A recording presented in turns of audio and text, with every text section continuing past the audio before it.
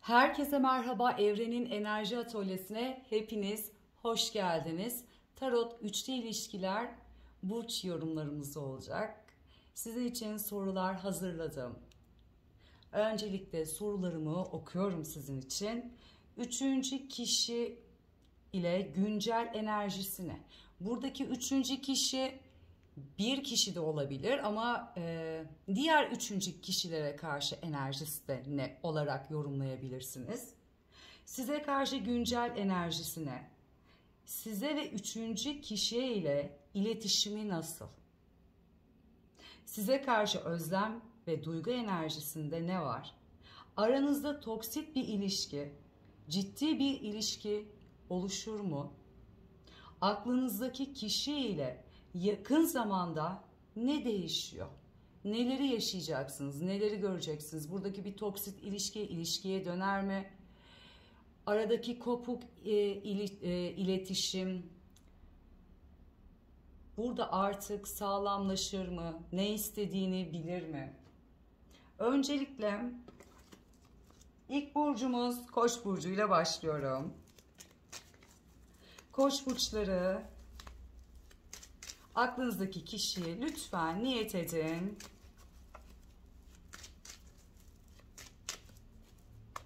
Bakalım. Öncelikle üçüncü kişiyle ya da kişilerle iletişimi, güncel enerjisinde ne var?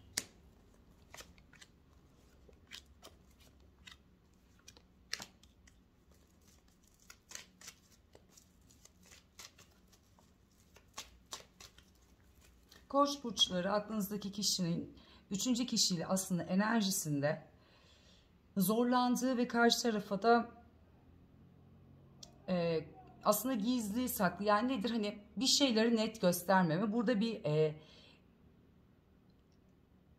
bir kişiye özlem var. Aranızda sizin için de bakacağım burada. Engel varsa burayla ilgili özlem duygusu var, güçlenme enerjisi var, tamamlanmak istediği var. Üçüncü kişiyle enerjisinde aslında denge sağlamak. Hani nedir? Burada tam ilerleyememek, gitmemek, köşeye sıkışmış. Peki size karşı, sizinle güncel enerjinizde ne var?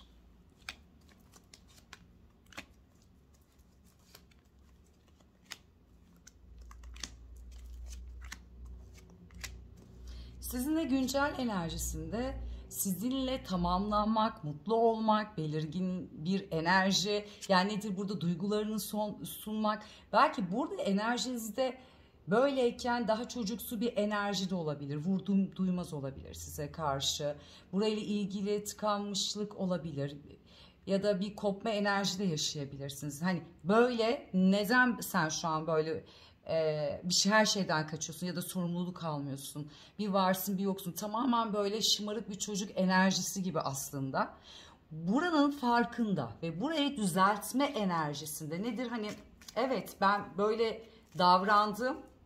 Aslında daha eylemsel ve belirgin olmam gerekiyordu diyen bir enerji var. Size karşı duygu ve özlem enerjisinde ne var? Duygu enerjisinde size ne var? Bakalım. Burada bir özlem enerjisi var mı? Size karşı evet, duyguları ve özlem enerjisi çok yoğun. Şu an aslında siz karşı tarafa çok güçlü görüyor olabilirsiniz enerjisinden ya da hissetmeyebilirsiniz. Ama baktığınız zaman arka planda bakın şu şekilde duran birini, ama baktığınız zaman böyle. Neden? Çünkü seninle mutlu bir araya geldiğinizde aslında tamamlanıyorsunuz. Maddi manevi anlamında güçlü olduğunuzu düşünüyor ve kalp enerjisi de sizinle aynı çatı altında olmaktan, bir olmak enerjisiyle mutlu ve tekrar bu enerjinin içinde olmak. Eğer burada bir kopuk enerjiniz varsa bunu tekrardan yaşamak, yani buranın bir şansı olması gerekiyor. Burayı canlandırmak ya da doğru bir süreci, zamanı bekliyor olabilir. Aranızda Koç burçları toksik bir ilişki var ise Nedir bu? Yani belirginlik yoktur. Var yok arası. Ya da bir şey dediğinizde kaçan bir enerji vardır. O ilişkinin sorumluluğunu almak istemiyordur. Peki buradaki toksik ilişki ciddi bir ilişkiye döner mi sizin için? Ne olur?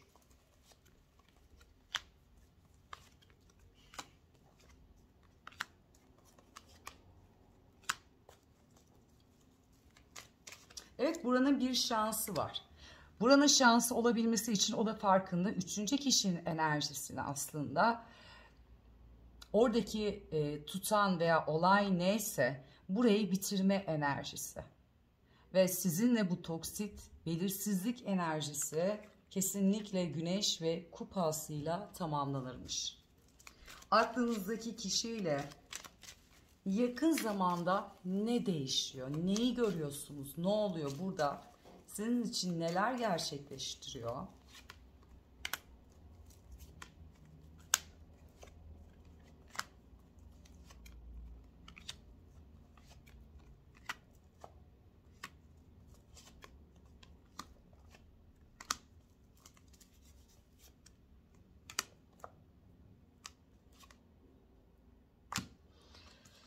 Burada aslında yakın zamanda görebileceğiniz enerji kişinin gerçek anlamda düşündüğü, düşünce enerjisinde.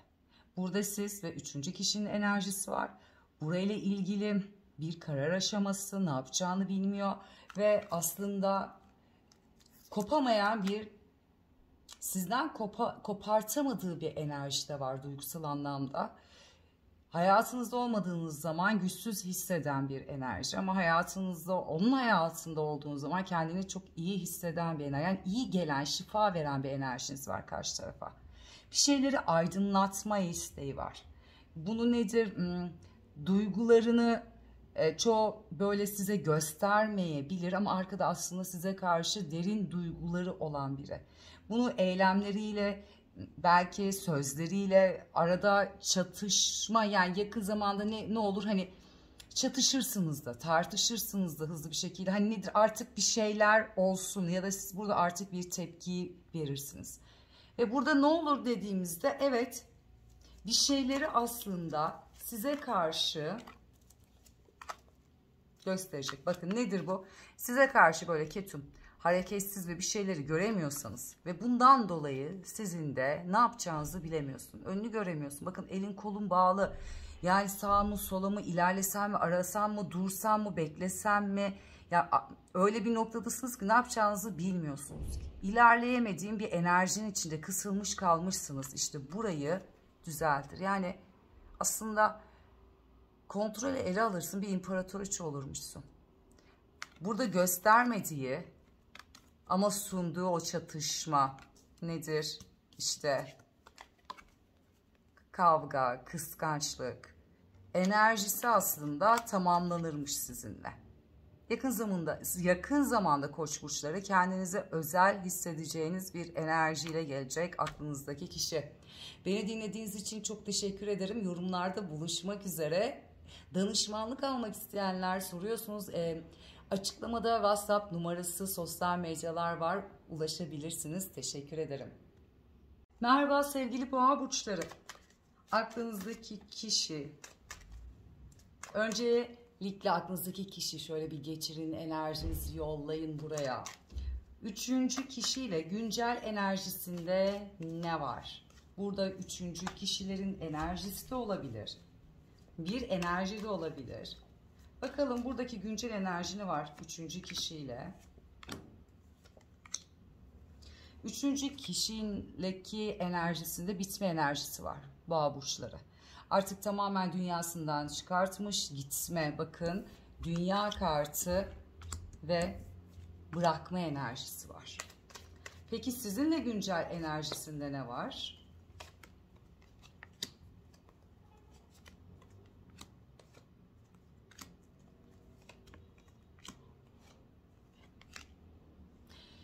Aslında burada sizinle de ikilemde kaldınız. Yani uykusuz geceleriniz, hak ettiğinizi alamama enerjisi var. Burada karşı taraftan iletişim, belirginlik bekliyorsunuz aslında. Ve burada olayın farkında, buranın bitişiyle, bitme enerjisinde size bu arafta kaldığınız nokta ile ilgili aydınlatma, belirginlik sağlama enerjisiyle olacak aslında. Peki aklınızdaki kişinin size karşı özlem ve duygu enerjisi ne? Özlemiş mi sizi? Kupasıyla açtım sevgili boğa burçları. Evet, özlem enerjisi çok yoğun ve buradaki kalbi kırdığının aslında farkında üçüncü kişilerden dolayı. Ve size karşı adalet sağlama enerjisinde ve tüm gücünü, bu nedir?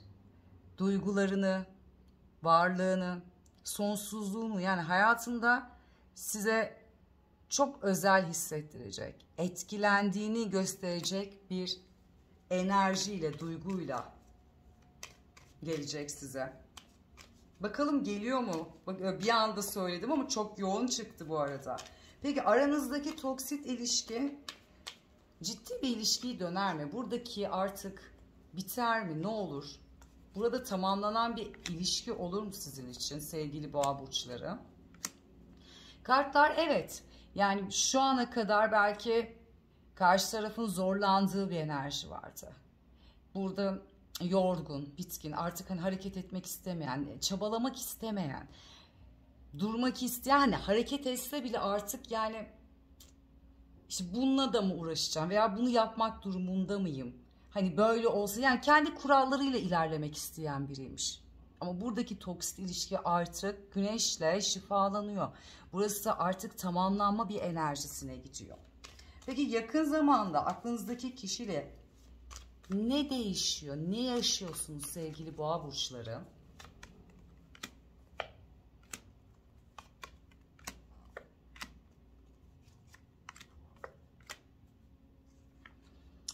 Şu ana kadar üçüncü kişinin enerjisiyle savaştıysan, yorulduysan, aslında karşı tarafa bir sürü hayallerin kurduğun ya da burada birden fazla kuruntuların da olabilir, kuşkuların da olabilir. Bir tarafta sessiz kaldığın bir enerji olmuş boğa burçlarında. Hani daha sessiz, arkada kalmışsınız. Daha olgun bir şekilde kalmışsınız aslında. Atak, yani nedir, eylemde bulunmadan. İşte burası sizin için aydınlanıyor. Yakın zamanda ne değişir, neyi görürsünüz dediğimizde burası sizin için artık ermişte ışık oluyor, aydınlatıyor. Yani buradaki yaşadığınız tüm kuşkular, korkuları artık şifalandırıyorsunuz. Yani bitiyor ve aklınızdaki kişiyle duygusal anlamda tekrar bir araya gelme ve yüz yüze enerjiniz var boğa burçları. Ve dediğim gibi de güneş de zaten burayı şifalandırıyor. Yani ne yapıyorsa artık o eski geçmiş enerjisi sizin için değiştirmeye başlayacak. Beni dinlediğiniz için teşekkür ederim sevgili boğa burçları. Yorumlarda buluşmak üzere. Şimdilik hoşçakalın. Merhaba sevgili ikizler burcu. Aklınızdaki kişinin üçüncü kişiyle enerjisinde ne var?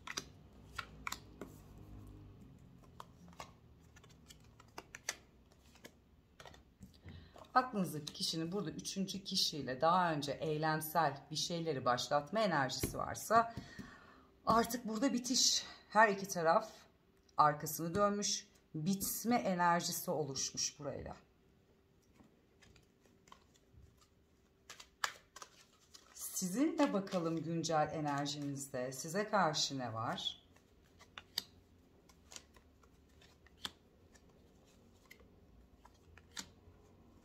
Sevgili ikizler burcu, size karşı enerjisinde sizi güçlendirecek, hak ettiklerinizi verecek. Bakın adalet, gerçekler ortaya çıkıyor, hak ettiklerinizi alacaksınız. Çünkü burada bir baş rahibi, yani sessiz, bekleyen ama bilgili, saygı duyulan birisiniz. İşte burayla ilgili artık hak ettiğinizi verme enerjisinde, güçlendirme enerjisinde. Size karşı özlem ve sevgi enerjisine sevgili İkizler Burcu.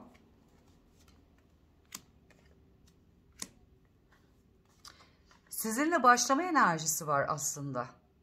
Burada hem duygusal hem özlem enerjisi çok yoğun. Kupa onlusu çıktı. Tarot'un mutluluk kartı, yani tamamlanmak isteği enerjisinde. Daha önce size belirsiz adımlar atmışsa, anlayamadığınız, hani vardır bir yoktur ya, buradaki enerjiler kendini bir gösteriyorlar, bir bakıyorsunuz yok, hani anlayamıyorsunuz, anlam katamadığınız işte enerjideymiş. İşte buraya artık belirginleşme, kendini gösterme enerjisi var aslında.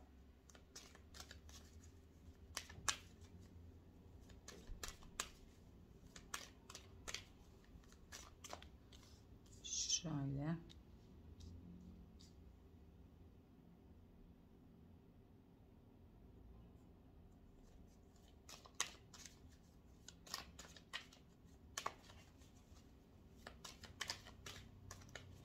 Peki aranızdaki buradaki toksit ilişki ciddi bir ilişkiye döner mi?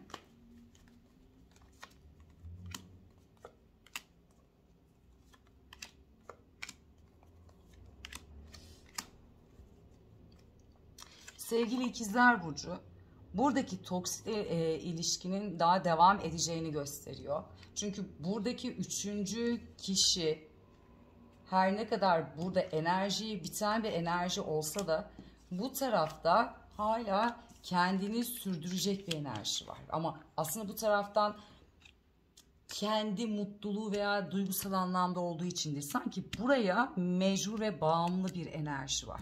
Ve sürekli buradan buraya karşı hep oyun oynayan, kurnazlık yapan, yani bir enerji var. Evet, burada hiçbir duygu ve kopuk, her taraf kopmuş bir enerji olsa da bir kısım bir yerde bağlı oldukları enerji var. İşte bunun süreci ve zamanı var.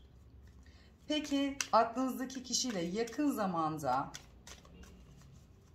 ne değişiyor, ne yaşıyorsunuz?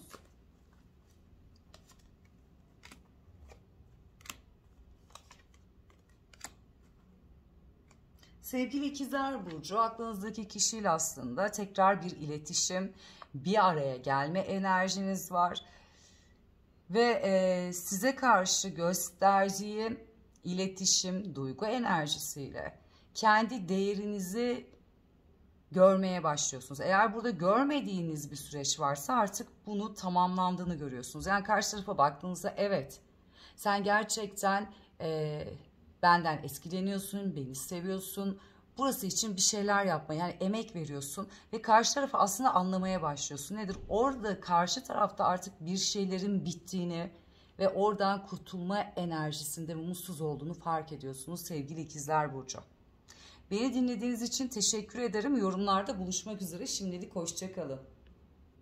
Merhaba sevgili yengeç burçları. Aklınızdaki kişiyle güncel enerjinize bakalım.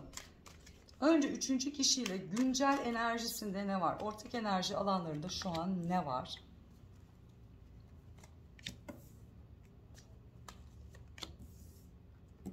Şu an üçüncü kişiyle aralarında iletişimin yoğun olduğu, sanki böyle bir başlangıç tekrardan. Bir bakalım burada neler oluyor. Evet. Buradaki aslında daha önce böyle arafta kaldıkları, ikilemde kaldığı enerjiyle ilgili aslında tekrar başlatma ya da ilerleme bir enerjisi var şu an için. Ve biliyorsunuz sevgili yengeç burcu, tarot anın enerjisini yorumluyor ama şöyle bir şey de var. Yani burası şu an belki nedir, bir ay çok pozitif bir enerjiyle gidebilir ama sonrasında her şey değişiyor. Uzun süreyle tarot enerjileri çok fazla yol göstermiyor açıkçası. Daha çok yakın zaman ve enerjileri gösteriyor burayla. Çünkü bugün burayla mutlu ise, ilk başta söylüyorum üzülmeyin diye, ama bir ay sonra, 2 hafta sonra her şey değişebiliyor. Şu an bu videoya denk geldiyseniz karşı tarafla enerjisini pozitifte görme şansınız da olabilir. Peki size karşı burada güncel enerjisinde ne var?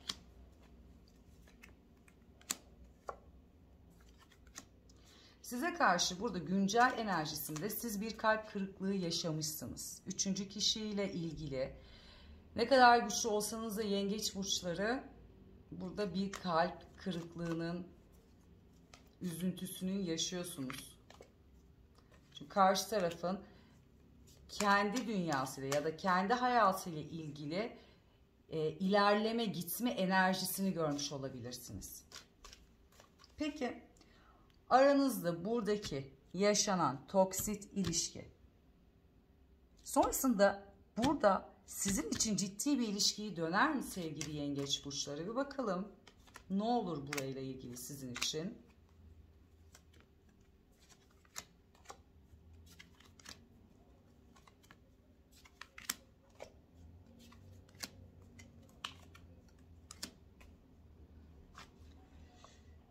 Burasıyla ilgili sonrası için belki bunu şu an çok yakın bir zamanda görmeyebilirsiniz.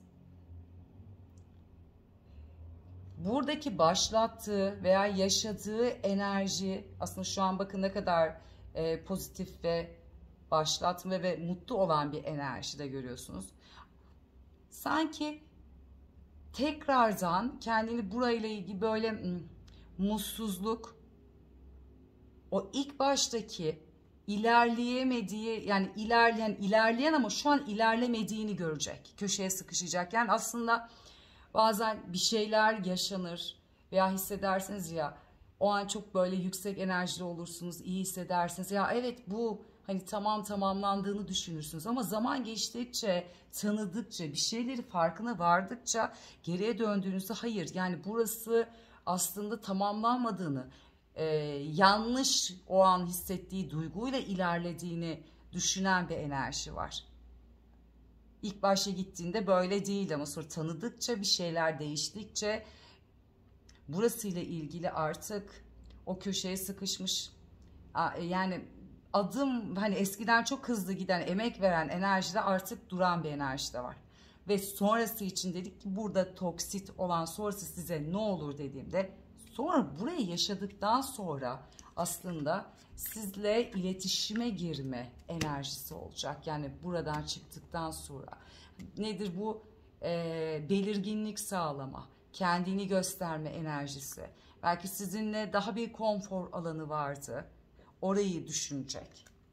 Peki aklınızdaki kişiyle yakın zamanda ne değişiyor? Neyi yaşarsınız? Neleri görürsünüz burada? Bakalım neler değişiyor sizin için? Ne yaşayacaksınız aklınızdaki kişiyle?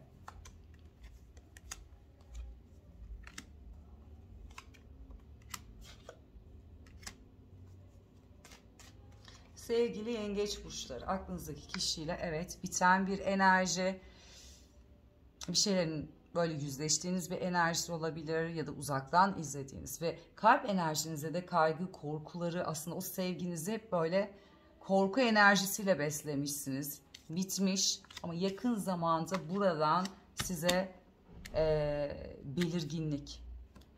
Bakın şöyle çıktı. Az önceki sorumda görüyor musunuz? Burada her ne oluyorsa yanıldığını veya geçici olduğunu görüp size gösterme enerjisi, yani iletişime girme enerjisi, belirginlik enerjisiyle geliyor sevgili yengeç burçları. Evet, burada yaşadığınız haksızlıklar, aslında adalet sağlanıyor, üzüntünüz. Buradaki seçim artık size kalıyor. Kalbinizden ne geçiyorsa, neyi istiyorsanız sonrasında siz karar vereceksiniz. Şu an vermediğiniz, düşündüğünüz aslında bu güç sizin elinize geçecek. Şuradaki değnek ası gibi. Beni dinlediğiniz için teşekkür ederim. Yorumlarda buluşalım. Danışmanlık almak isteyenler açıklamalarda iletişim numaraları var. Yazabilirsiniz. Teşekkürler. Merhaba sevgili aslan burçları. Evrenin Enerji Atölyesi'ne hoş geldiniz. Aklınızdaki kişinin üçüncü kişiyle güncel enerjisinde ne var bakalım.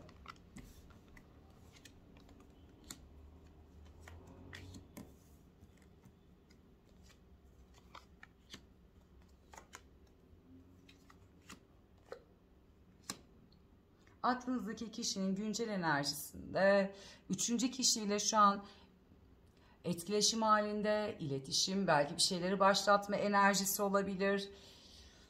Burada daha çok böyle iletişimin ve eylemin olduğu bir nokta var. Ama bir ara kendisini bu kadar hızlı adımlarla ilerlediğini düşününce de aslında biraz dengelenmeye de çalışıyor. Yani hani evet, belirginlik sağlanıyor ve burada böyle bir nokta var ama sonrasında biraz kararsız ve geri adım atma isteği de oluyor. Peki size karşı güncel enerjisinde ne var sevgili aslan burçları?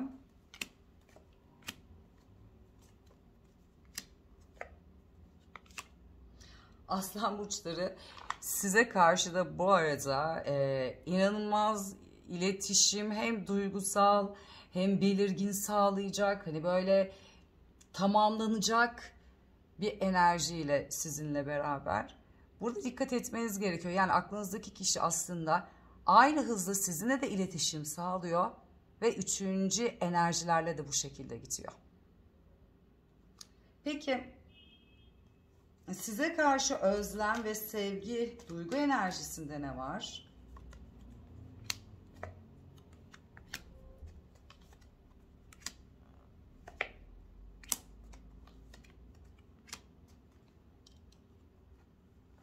Sevgi ve özlem duygusunda bir araya geldiğinizde ya da sizin olduğu zaman evet, burayı hani böyle iyi ve mutlu hissettiği, huzurlu hissettiği aslında böyle, ama sonrasında nedense hani böyle siz de belki hissediyorsunuzdur. Hani bir anın o enerjisinde çok iyi, mutlu, evet dediğiniz nokta, sonrasında bir bakıyorsunuz ki kaybolan bir enerji var burada. Yani nedir, sizi kuşkulandıran? Net bir şey yok burada. Hani şunu dedi veya şunu yaptı değil, ama insanların bazı beden dili de iletişimden de çok öne geliyor.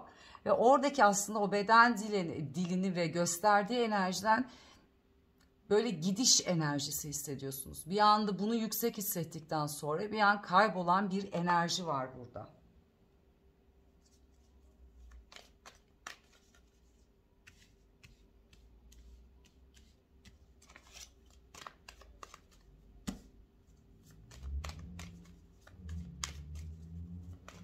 Peki aranızdaki bu gel git, yani toksit enerji bir ilişkiye döner mi?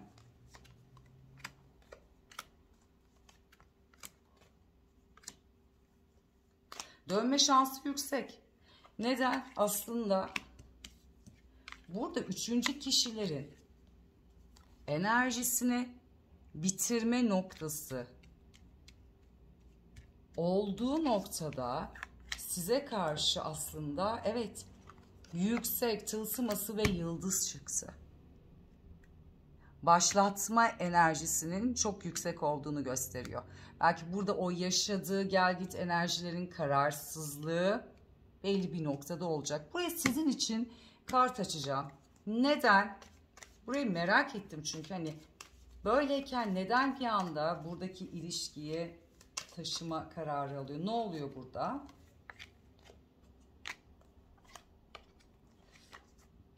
Duygu aydınlanıyor, nedir?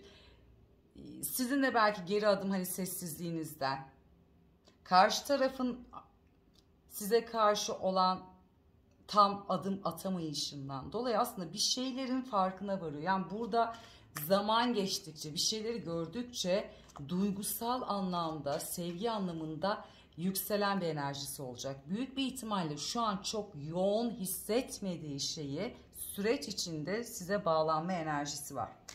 Peki aklınızdaki kişiyle yakın zamanda neler oluyor, neler değişiyor bakalım.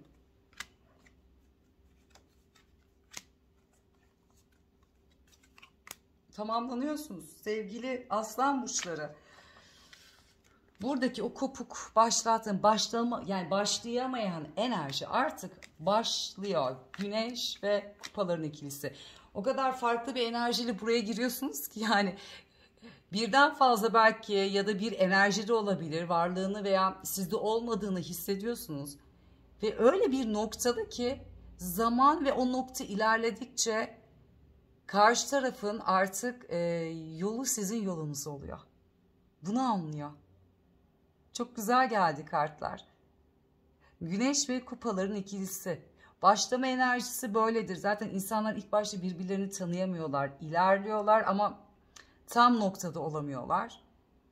Zaman geçtikçe, tanıdıkça o duygu ve sevgi enerjisi aslında çoğalmaya başlıyor.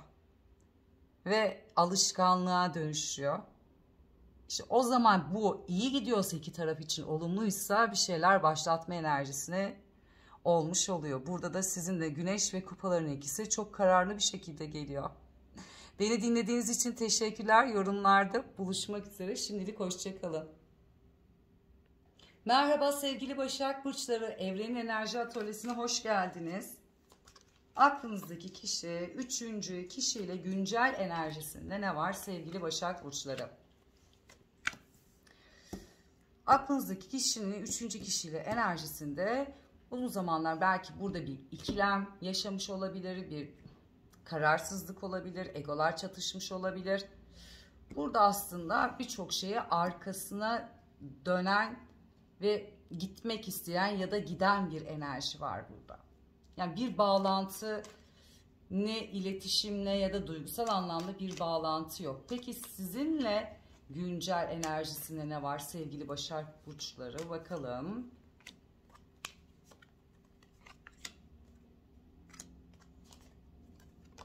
Aslında sizinle de şu an sevgili Başak Burçları biten bir enerji var.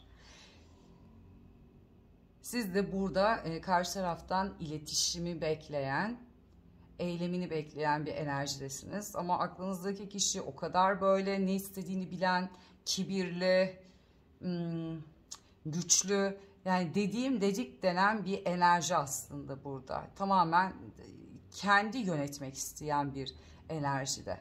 Bakalım size karşı peki özlem ve duygu enerjisinde ne var?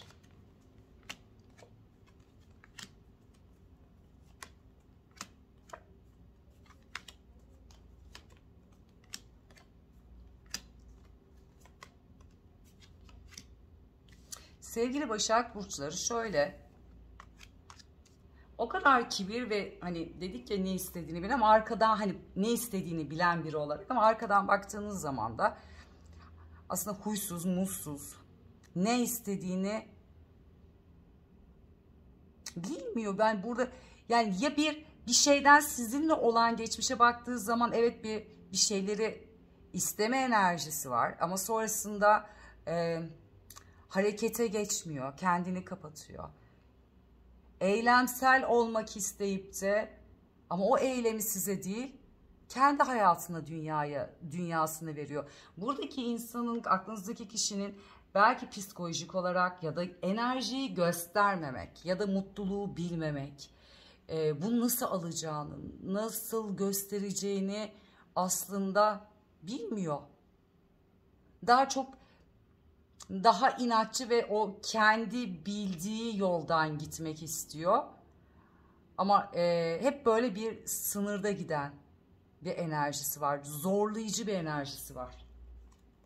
Peki bu aranızdaki toksit ilişkiye, ciddi bir ilişkiye olur mu? Değişir mi burası? Tamam bu yapıda ama sonrasında ne olur dediğimizde aslında olurmuş. Bir çatı altında sizinle beraber olmak, burada kopan bir ilişki biten varsa tekrar bir noktaya gelmek, yine aynı o istediği şekilde gelmek ama nedir burada? O kararlı tutumuyla sizinle bir ilişkiyi, buradaki yaşananları bitirip bir başlangıç enerjisinde olurmuş. Peki yakın zamanda ne değişir? Neyi görürsünüz? Ne olur aklınızdaki kişiyle?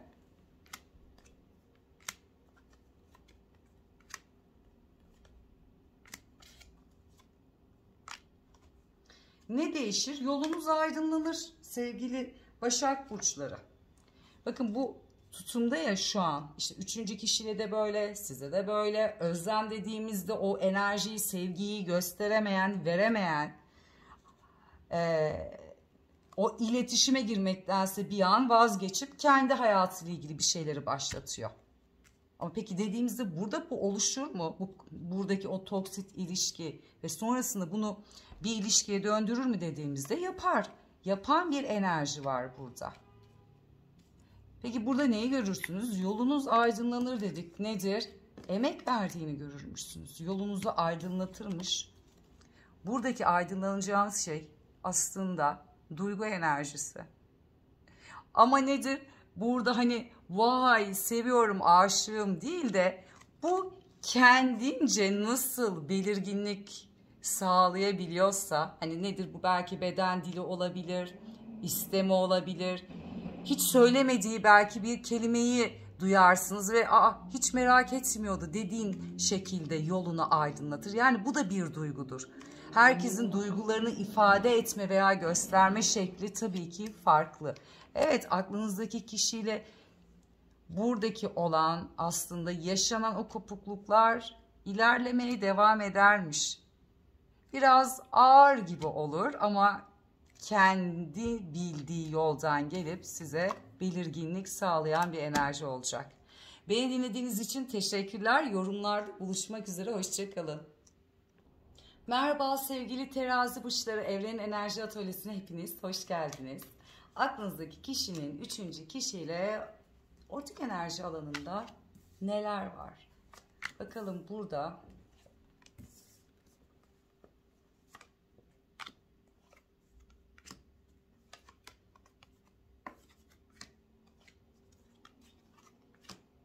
Üçüncü kişiyle enerjisi burada aslında biraz daha gücün savaşı var. Aklınızdaki kişi imparator, karşı tarafı bir azize çıktı. Nedir? Daha sessizliğiyle oturan ama bilgisiyle konuşturan, istediğini getiren. Karşı taraf biraz daha böyle asi, güçlü, inatçı bir yapıda. Aslında burada biten bir enerji.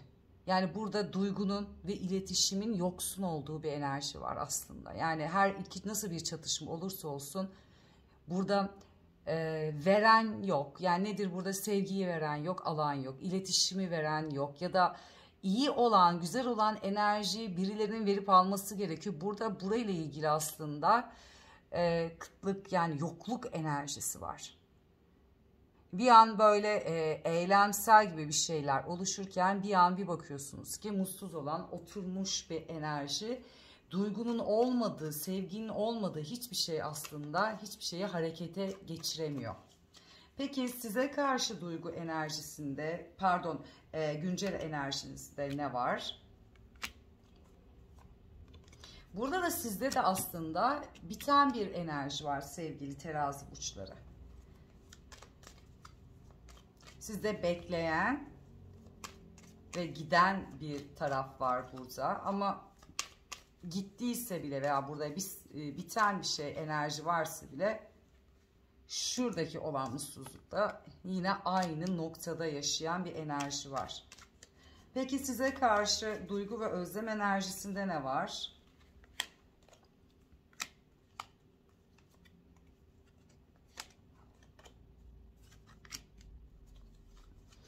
Duygu ve özlem enerjisi size karşı yoğun. Aslında buradaki olan bitik enerjiyi başlatma enerjisi de var. Çünkü bir arada olmak istiyor ve o sevgiyi ilk başta dediyken o sevgiyi alamama, verememe işte burada aldığı ve verdiği bir enerji var. İşte bunun ihtiyacı olduğu, bu sevginin ya da o şefkatin, ilginin özlemini çektiği duygusal anlamda yanınızda olma isteği çok fazla, yani yoğun, yoksa kendini aslında bu şekilde gören bir enerji var.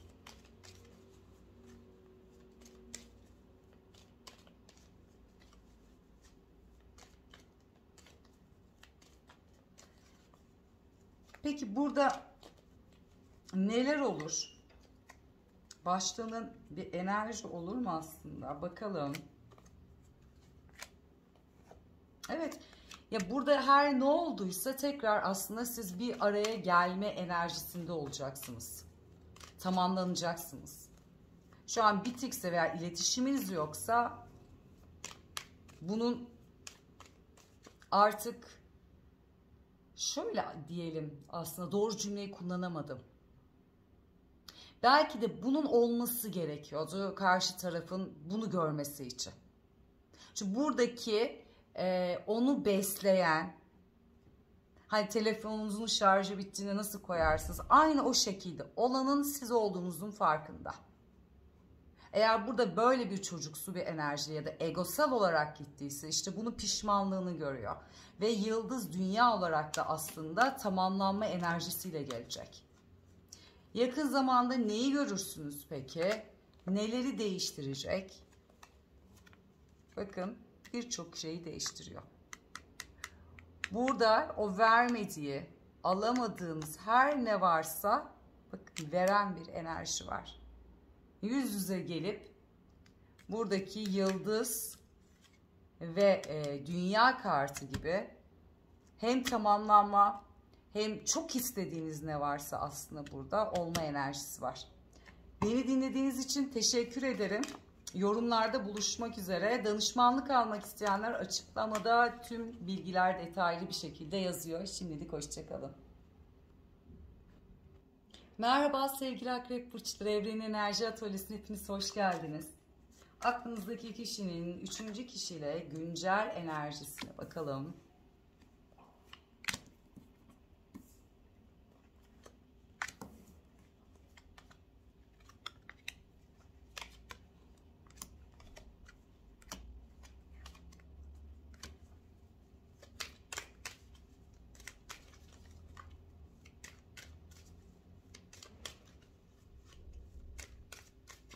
Aklınızdaki kişinin güncel enerjisi aslında 3. kişiyle burayla ilgili bir şeyleri aslında başlatma enerjisine girilmiş. Nedir? Burada bir kopukluk varsa onu şifalandırmak ya da kendini mutsuz hissettiği bir nokta varsa, yani 3. kişiyle dağılan veya herhangi bir negatif enerji varsa aslında şu anın enerjisiyle burası gayet tamamlanmış ve mutlu olan bir şeyleri ilerletebilen enerji var. Çünkü bakın yıldız tılsıması ve güneş kartı çıktı buraya. Peki sizinle olan güncel enerjisinde ne var bakalım?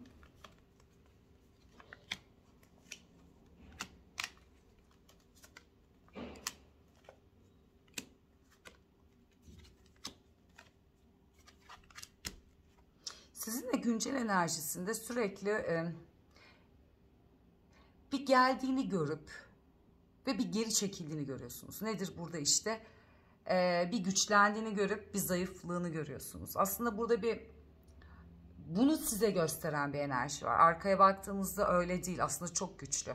Sanki nedir işte işim var, kendimi iyi hissetmiyorum ya da sorumluluklarım çok fazla. Hani böyle hep güçlü olan kısmını değil de zayıf yönünü gösterip belki de burada oyun oynayan ya da gizleyen ya da bir mesafeyi koymak isteyen bir enerji var. Doğru söyleyebildiysem. Peki buradaki size karşı özlem ve duygu enerjisine bakalım.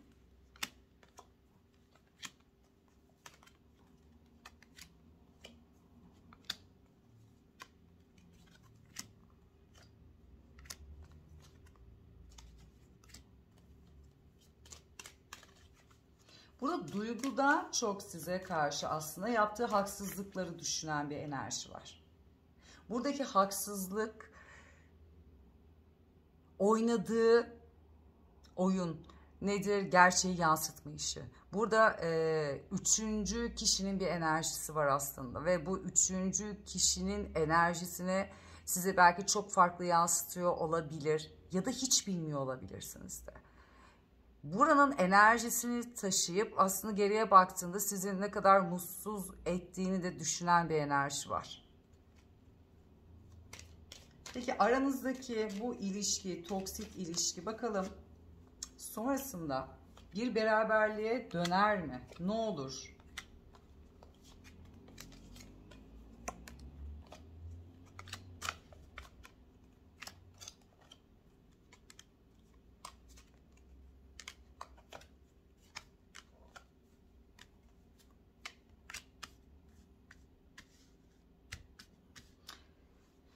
Buradaki aslında sizin burada göreceğiniz ne biliyor musunuz? Adalet sağlanacak.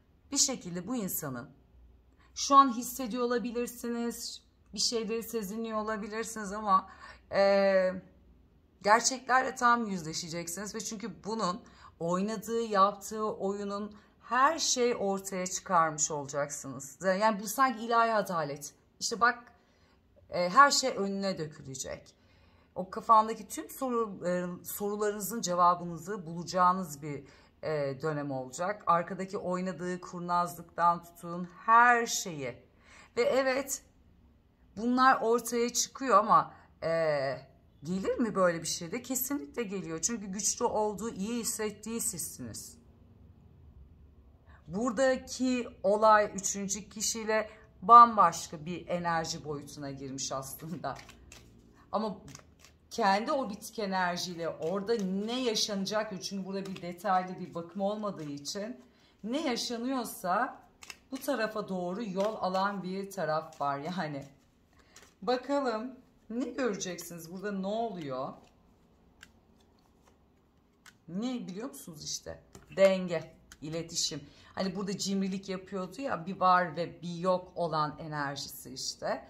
Burayı tamamen artık göreceğiniz tek şey kalp enerjisi, hiç olmadığı kadar sizinle iletişim ve sağlamlaştırmak isteyen bir taraf ve tüm gücüyle de aranızda o kopan neyse dengeyi sağlayacak bir enerji var. Peki burada yaptığı şey ne oluyor? Sizin için soracağım bu soruyu. Genel değil, tam böyle burçları böyle 12 burç olunca açıkçası çok detaylı değil de daha kısa kısa gidiyorum. Peki burada ne oluyor?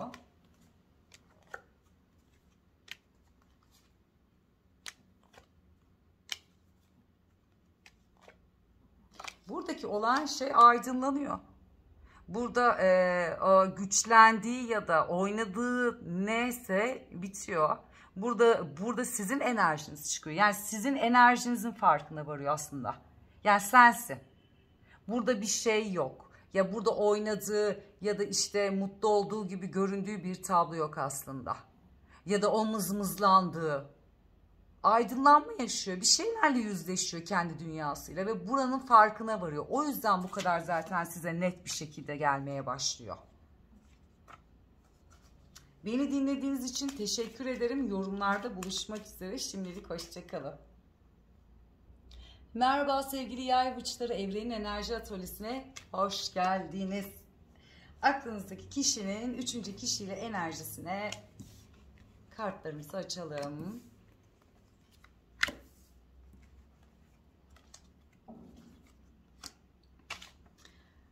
Enerji alanında aslında daha çok duygusal olduğu bir taraf var ama bu taraf değil.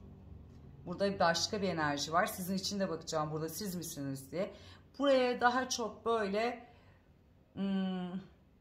ya bağımlı olduğu, nedir işte, koparmak istediği, zincirlerini kırmak istediği bir enerji var. Ama ne duygusal ne de tam enerji olarak hani hem fiziksel hem ruhen olmayan bir enerji var burayla.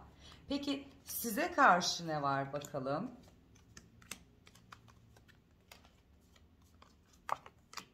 Sizde tamam, buradaki duygu enerjisi sizsiniz. Bakın, bir kupa kralı ve kupa kraliçesiniz aslında. Ve birbirinize bakıyorsunuz. Burada zorlaştığınız, zor olan bir enerjiniz var. Yani hani ilerleyememek. Aslında ilerliyor ama zor ilerleyen bir enerji var. Bir yük var burada aranızda. Ama iki taraf birbirine baktığı zaman aşkı ve sevgiyi gören bir enerji var. Ortak enerjinizde ikinizin de aşk. Peki size karşı duygu ve özlem enerjisi.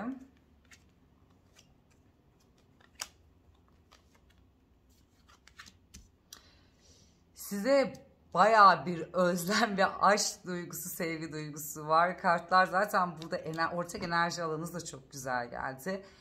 Mutlu olmak, bir arada olmak, savaşmak senin için, başlatmak, yani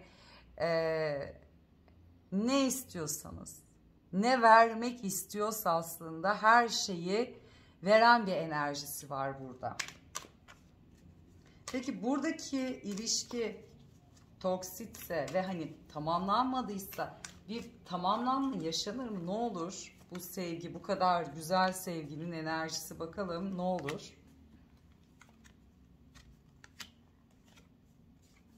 Olur. Burada olmaz diye bir şey yok. Ben kartları bile bakmadım aslında, gelen güneş ve büyücüyü bile görmedim açıkçası. Ortak enerji alanınızda böyle aşk ve sevgi ve sizin için savaşan biri varsa olmama ihtimali yok diye düşünüyorum. Sizin için yapar.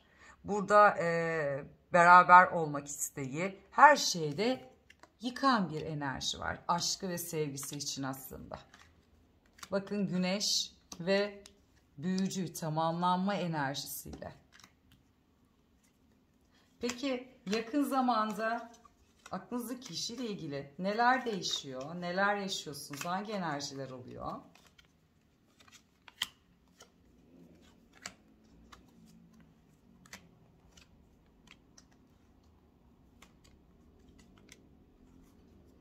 Birçok şey değişiyor. Burada zorlandığınız iletişim mi? Üçüncü kişiler mi? Aranıza girenler mi? Kopuk olan mı? Ne varsa her şey bitiyor aslında. Yani bir kutlama ve mutlu olacağınız bir enerjide. O kadar güzel kartlar çıktı ki olmama şansı yok diye düşünüyorum. Burada her ne varsa aranızda, her iki tarafın enerjisi ve titreşimi birbirine o kadar uyumlu ki. Sen ne düşünüyorsan o da aynı noktada. Ne eksik ne fazlasın. Ya ne ben çok seviyorum diyeyim, ne de o çok seviyor diyeyim. Aynı noktadasınız. Ve bundan dolayı da zaten kopma enerjisi olamaz.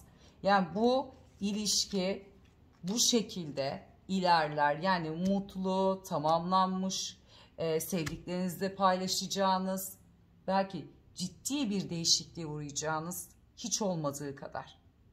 Beni dinlediğiniz için teşekkür ederim. Danışmanlık almak isteyen olursa açıklamada WhatsApp numaram, tüm iletişimler yazıyor. İletişimle ilgili bana yazıyorsunuz ama videoların hepsinde açıklamalarda tüm bilgiler var. Teşekkürler. Yorumlarda bu arada görüşmek üzere. Hoşça kalın. Merhaba sevgili Oğlak burçları, Evrenin Enerji Atölyesi'ne hoş geldiniz.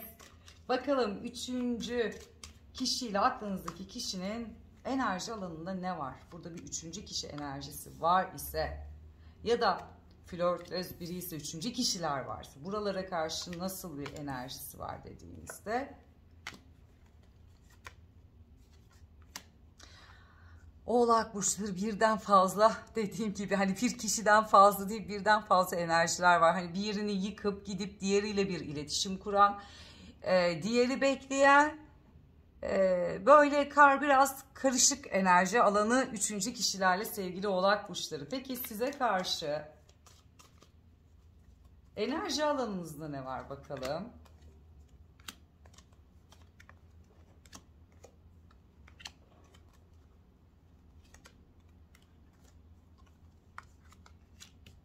Enerji alanınızı siz böyle Oğlak burçluluğunuzu aslında konuşturmuşsunuz. Nedir kararlılığınızı, inadınızı, ne istediğinizi. Yani öyle bir nokta olmuş ki enerji alanınızda bana gösterecek ya da hani böyle havada gelecek ya da zayıf enerjide olan birini aslında buraya, anlamışsınız siz zaten burayı, önünü kesmişsiniz. Sopanızı böyle göstermişsiniz. Kılıcınızı çekmişsiniz burada. Yok öyle bir şey demişsin. Ağırlığınızı koymuşsunuz. Ve bu enerjiden karşı tarafın öyle bir etkilenmesi oluşmuş ki tamamen o bir şövalye ve ne istediğini bilen, hızlı bir şekilde gelen ve öyle ki bu geldiğinde ya da size enerji alanınızda artık böyle imparatoriçe ve böyle iyi hissettiren bir enerjisi var. Yani bunu yapan sizsiniz ama Oğlak burçları. Peki Size karşı böyle özlem duygu enerjisinde ne var bakalım? Özlem ve duygu enerjisi evet var ve öyle ki belki bu ara onun iletişimini daha çok hissedebilirsiniz. Gelme enerjisini size karşı. Yani her iletişimde sizin yanınızda olma, plan yapma, görme isteğini iletişimlerde hissedebilirsiniz ya da gösteriyordur. Bu ara hem duygu hem özlem enerjisi yüksek olarak çıktı. Peki bu aranızdaki toksit ilişkiler, yaşadığınız bu ne? Burayla ilgili peki dönüşür mü? Bir şeyler olur mu?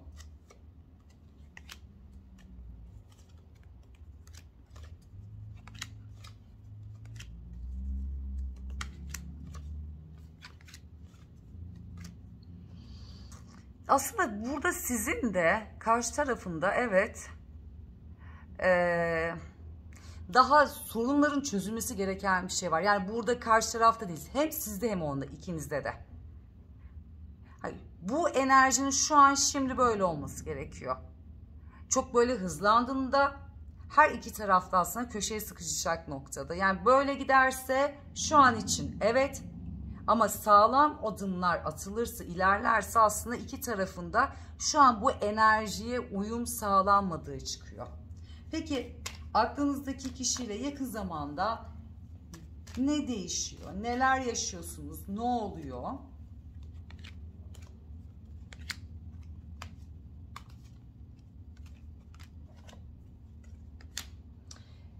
Aklınızdaki kişiyle aslında yakın zamanda daha şanslı bir sürece giriyorsunuz. Daha ne istediğini bilen. Hani burada üçüncü kişiler ilk başta daha flört eden, işte iletişim kuran biri var. Artık o noktadan çıkmış, sen varsın diyor. Sadece size gösteren enerjisini, sizi kazanmak isteyen ve bunun için ne gerekiyorsa yapan bir tarafını göreceksiniz. Hani o mutsuz arkada oturan şu var ya, daha önce bu şekildeydi. Yok. Şu an böyle gelen ve size hep bir şeyleri gösterme ve yıldız enerjisi var aslında. Şanslı hissettirecek, bir şeyleri verecek bir enerji var sevgili Oğlak burçları. Yakın zamanda böyle bir değişimleri görebilirsiniz. Yorumlarda buluşmak üzere. Şimdilik hoşça kalın. Merhaba sevgili Kova burçları. Evren Enerji Atölyesi'ne hoş geldiniz. Aklınızdaki kişinin üçüncü kişiyle enerjilerinde ne var? Allah Allah, Kova burçları, aşıklarla açtım. Ne oluyor bakalım? Ha, bir şey olmuyormuş bakın. Üçüncü kişiyle kadersel bir sürece girilmiş. Aslında burada nedir? Oturan bir enerji var. Bakalım ne oluyor burada? Üçüncü kişiye ne duygusal ne de iletişim olarak veren, yani o enerjiyi hissettiren bir tarafı yok. Çünkü burada mutsuz olduğu kısım geçmişindeki insanı, yani aklındaki insanın hala enerjisini düşündüğü için ve burada çok mutsuz olan biri var. Peki sizin aranızdaki ortak enerjide ne var burada bakalım?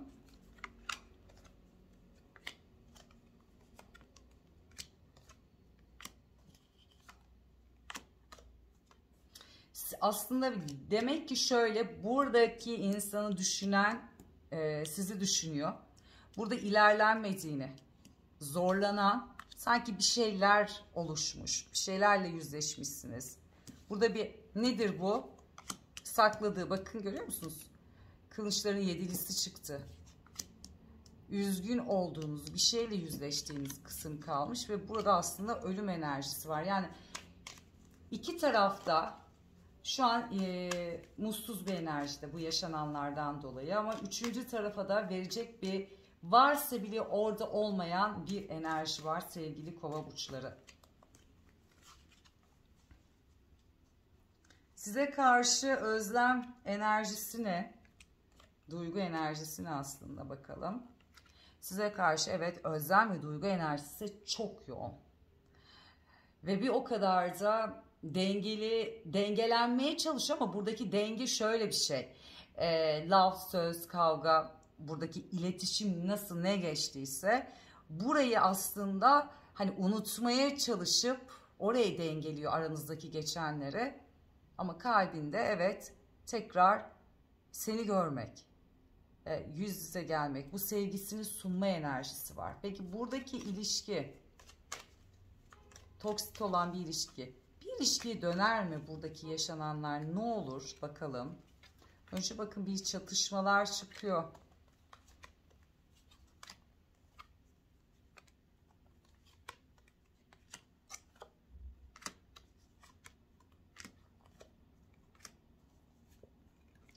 Burası bir süreç ve zaman ihtiyacı var. Buranın üçüncü kişinin enerjisi var. Şimdi burayla ilgili sürekli bir kavga, işte yaşanan yoksunluk, üçüncü kişinin enerjisi. Çünkü sen diyorsun burası yıkıldı ve ben burada bulamıyorum. Bakın kupa kraliçesi, adalete bakıyorsun. Ben adalet istiyorum, ben denge istiyorum. Hani burada sürekli ikilemde kalan, var yok ve bir enerjinin içinde olmak istemeyen bir enerjiniz var aslında ve çok haklısınız da. Çünkü burası evet size karşı özlem ve duygular var ama eyleme geçemeyen, yani başaramayan, ne istediğini orada sen varsın hayatında ama bir tarafları da yıkamayan, ne yapacağını bilmeyen bir enerji var. Peki yakın zamanda aklındaki kişiyle ne değişir? Neleri yaşarsınız bakalım.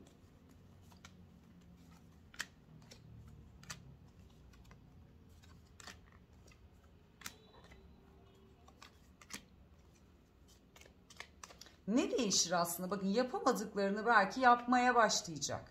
2 tane çok güzel kart, pardon 3 tane güzel kart geldi. Bakın burada bir zorlanıyor ya sürekli. İlerleyemiyor işte. Sürekli böyle temkinli, kontrollü bir işte. Burası artık yıldız olur. Nedir? Bakın 2 tane tılsım var. Dengelemeye çalışıyor. Yani hem üçüncü yani aklındaki o iki düşünceyi aslında. Burası nedir? Dünya ve mutluluğu. Burada aslında yakın zamanda göreceğiniz nedir? İletişim olabilir. Daha mutlu, daha güvende hissettirecek ya da daha şanslı hissettirecek bir enerjiyi görürsün. Evet, buradaki ilişkiyi tamamen şu an istediğin gibi noktada olmayabilir. Üçüncü kişinin enerjisi biraz karışık bu taraf. Neyi görmen gerekir dediğimizde ama bir şekilde sana yine yol alıp mutlulukla, yani hani tamamlanmak adına göstereceği bir enerjiyi görmüş olacaksınız. Vazgeçmeyen bir enerji. Beni dinlediğiniz için teşekkürler. Yorumlarda buluşmak üzere. Şimdilik hoşça kalın. Merhaba sevgili balık burçları. Evren Enerji Atölyesi'ne hepiniz hoş geldiniz sevgili balık burçları. Aklınızdaki kişinin üçüncü kişiyle enerjisinde ne var? Neler oluyor burada? Burada neler yaşanıyor? Ölümle açtım sevgili balık burçları, arkadan kule. Burada bir şey yok. Burada bir şey yok. Burada ölüm, kule, bitiş. Burada üçüncü kişinin veya ne varsa aslında bitmiş olaylar, gelişmiş yanı, yani biten her iki taraf için bir enerji var. Aklınızdaki kişi burada duygularıyla almış, mutsuz bir şekilde oturuyor. Peki size karşı ortak enerji alanında ne var?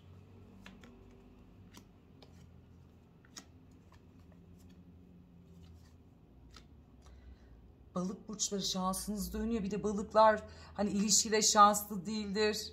Sürekli böyle hayal kırıklığına uğrar ya. Burada öyle bir nokta yok bu açılımda. Çok mutlu oldum sizin adınıza, bakın. Burayı bitiren bitti diyor artık. Yani üçüncü veya neyse, burada olay neyse yok. Almış duygularıyla böyle mutsuz mutsuz oturan bir enerji var buraya. Sizde olan enerjiye baktığımıza bakar mısınız? Yola çıkmış. Kupa kraliçesi sizsiniz ve su, kupalar biliyorsunuz su grubu.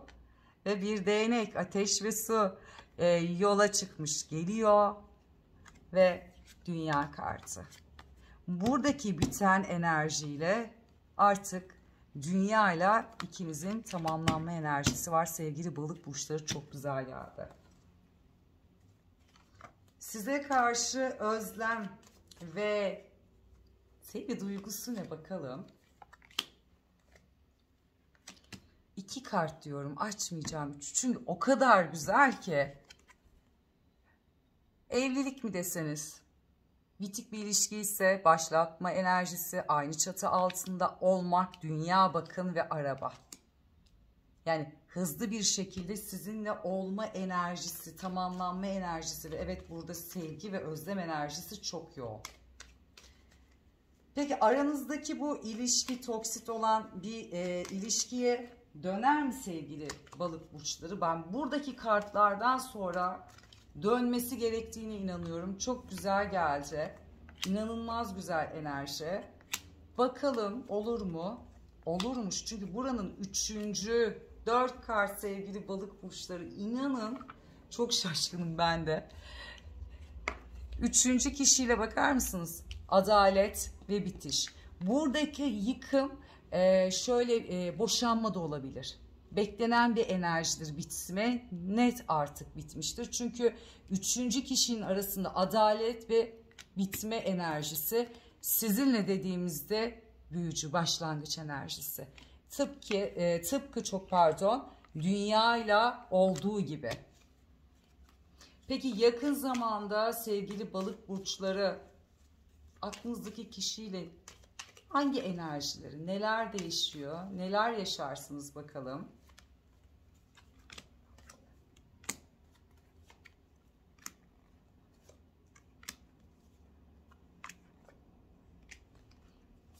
Daha ne olsun? Bakın, şu ana kadar o zorlandığınız, her türlü burada zorluk var aslında. Yani artık onlar geride kalan, savaşan, hem duygularıyla hem tüm gücüyle ve buradaki tüm hayallerinizi gerçekleştirmek isteyen bir kupa kralı göreceksiniz sevgili balık burçları.